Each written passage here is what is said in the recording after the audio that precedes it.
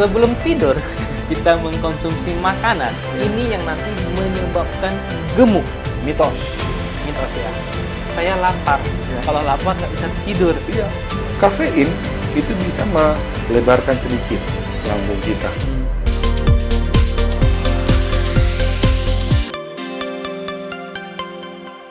Halo Dokter Surya. Halo Pak Kris. Kembali lagi kita dalam acara Opini Sehat ya. Ya. Jadi kita membahas opini-opini tentang kesehatan yang ada di masyarakat nih. Ya. Sebelum tidur, kita mengkonsumsi makanan. Ya. Ini yang nanti menyebabkan gemuk. Iya. Jadi ini sebenarnya fakta atau mitos, Dok? Mitos. Mitos ya. Nah, Mitos. Tapi saya katakan fakta sebenarnya. Karena saya suka seperti itu. Oke, ini sebenarnya fakta Pak Kris. fakta ya. Jadi makan sebelum tidur itu menyebabkan seseorang itu obesitas Oke. atau kegemukan. Ya fakta. Kenapa? Karena tubuh kita, Ya. lambung kita memerlukan minimal 4 jam untuk memulai mencerna makanan yang akan kita konsumsi. Ya. Gitu ya. Jadi kalau kita makannya, aduh aku nggak bisa tidur nih. Aku pesan nasi goreng gitu ya. Ya. Pesan nasi goreng, makan nasi goreng jam 10 malam. Ya.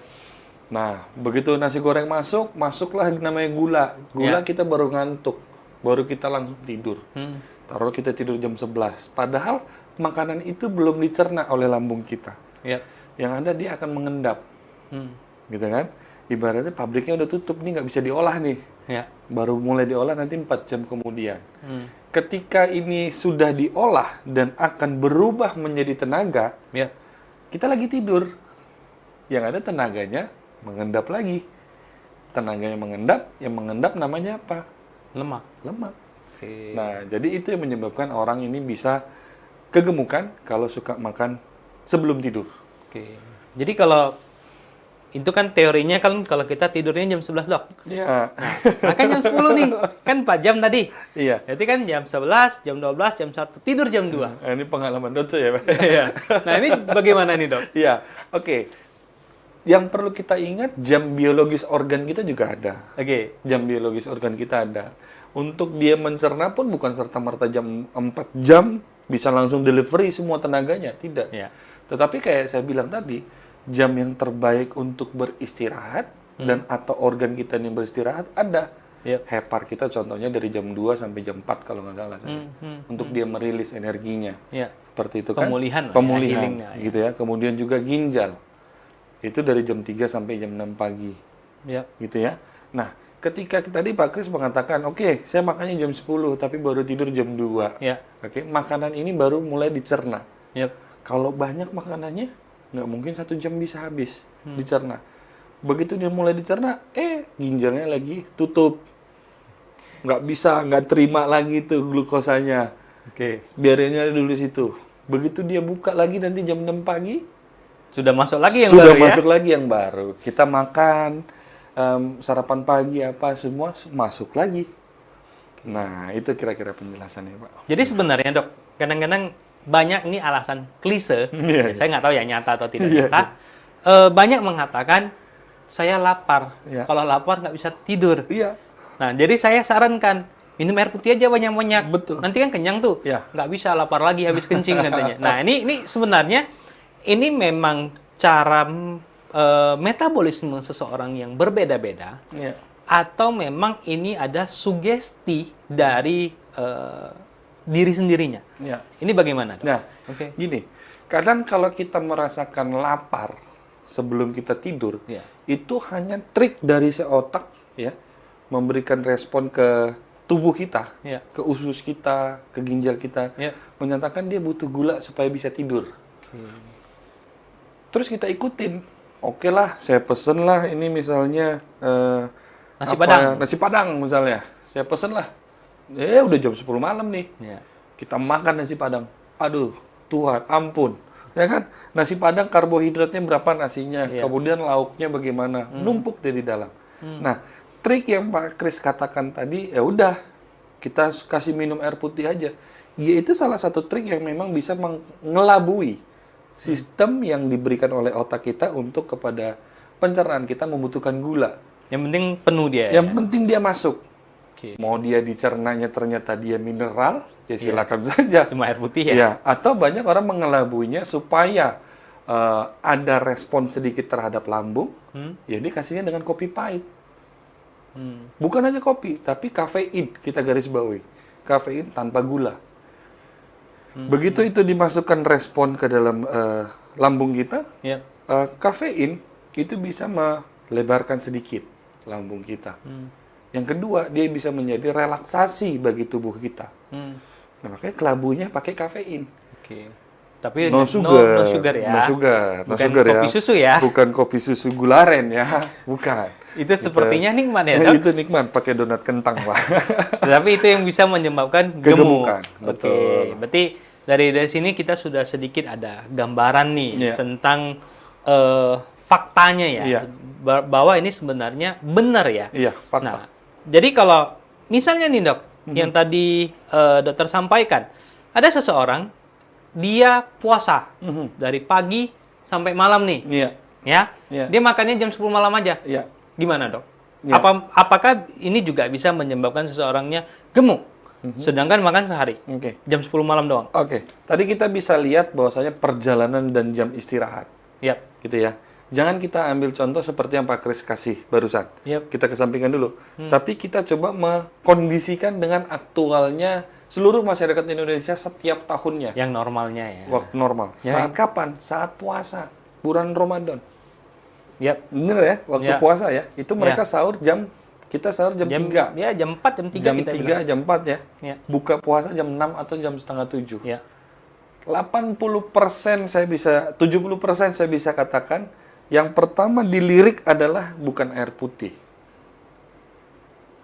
Yang manis-manis. tapi yang berwarna, merah muda, ada buahnya ya. Langsung dimakan tuh, langsung diminum. Ya. Nah, padahal yang dibutuhkan adalah kita membutuhkan harus memberikan mineral dulu. Air putih ya, Dok. Nah, dalam hal ini air putih. Untuk lambung kita ibaratnya bensin. Ayo mulai kerja nih, mau masuk makanan nih. Gitu ya. Nah, ini saya korelasikan dengan pertanyaan Pak Kris. Gimana Ya. kalau makannya dia cuma sekali sehari tapi jam 10 malam. Ya. Tapi orangnya nggak gemuk. Ya. Gitu ya. Nah, dalam jangka dia 24 jam, waktu dari jam 10 malam sampai jam 10 malam, itu dia banyak mengkonsumsi makanan. Oke? Tetapi untuk di pagi harinya, dia tidak memasukkan lagi glukosa. Oke. Dia hanya mengkonsumsi air putih, misalnya. Nggak ada masalah. Berarti Jadi, stok tadi itu masih Tetap bisa dicerna oleh ginjal, walaupun tadi ginjal tutup, buka Ya. jam 6 pagi.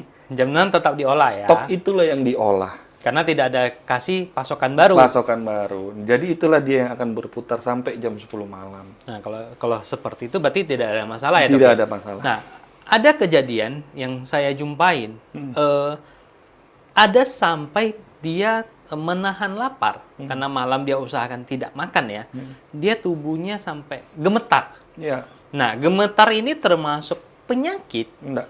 atau sugesti? Ya? Bukan gemetar ketika seseorang kelaparan. Ya, bukan hanya dia menahan lapar atau dia kelaparan, tetapi ini refleks dari dalam tubuh kita untuk melepaskan hormon stokin Oke.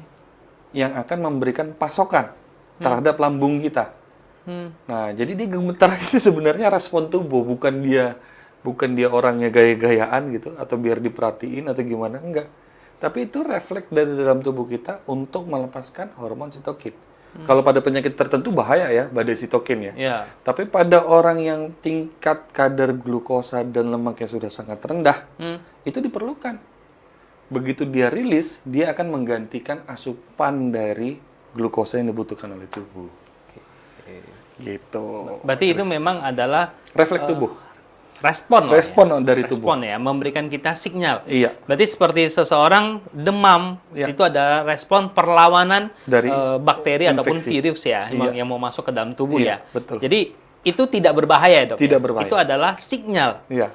Nah, kalau kita biarkan, ini tidak ada masalah, Dok. Kalau kita biarkan, kita akan masuk ke fase kekurangan gula dalam tubuh kita. Orangnya bisa sampai pingsan.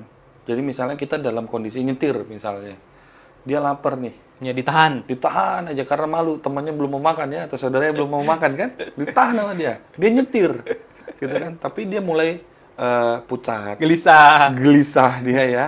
Kemudian megang setirnya pun banyak gayanya gitu ya, berubah-berubah. Ini kisah nyata ya, Dok? Nah, ini kalau dibiarkan terus tidak diberikan asupan, bukan hanya makanan, dia minum manis aja, itu udah cukup. Membantu ya, Dok? Membantu. Kalau tidak diberikan, maka dia akan masuk ke hipokalemi. Makanya sempat kemarin sampai pesan 2 ya, Dok ya? Iya. Jadi sebenarnya berarti opini tentang masyarakat berarti ini adalah fakta ya. Fakta. Bukan hanya mitos ya, Dok ya. Nah, ada juga yang menyarankan habis makan kita berdiri Iya. supaya nggak buncit. Oke. Nah, ini gimana ini, Dok? Oke. Sebenarnya berdiri ini dalam artian memaksa tubuh kita untuk mengolah atau mencerna makanan yang baru kita makan. Karena pada kasus tertentu, pada penyakit tertentu ada yang namanya GERD. Ya. Kalau begitu kita makan langsung tiduran, maka makanan ini akan menumpuk di bagian bawah lambung. Ya. Dan cairan ini akan mengambang ke atas. Oke. Dia akan mengkorosi katup dari lambung kita. Muncullah penyakit GERD. Yap. Gastroesophagus reflux disease. Hmm. Ya, muncullah penyakit ini. Nah, bagi para penderita GERD disarankan untuk dia tidak tidur habis makan adalah supaya tingkat kadar asamnya langsung mencerna makanan yang baru dimakan. Kenapa? Karena katup di atasnya sudah rusak. Kalau dia langsung tidur, kadar asamnya ini malah naik. Jadi dia akan merasa panas. Berarti ini sangat baik ya bagi maksudnya tadi kan dokter menyampaikan seseorang yang menderita penyakit GERD. Iya. Tetapi kalau seseorang yang normal sangat baik. Sangat baik ya. Sangat baik. Oke. Berarti teori-teori yang yang turun menurun ini kadang-kadang ada fakta yang bisa kita buktikan secara ilmiah ya, Dok ya. Betul. Dan ini juga sangat baik untuk tubuh kita ya. Betul. Oke, Dok, terima kasih untuk opini kali ini. Siap. Terima kasih. Kita akan jumpa di lain kesempatan. Siap.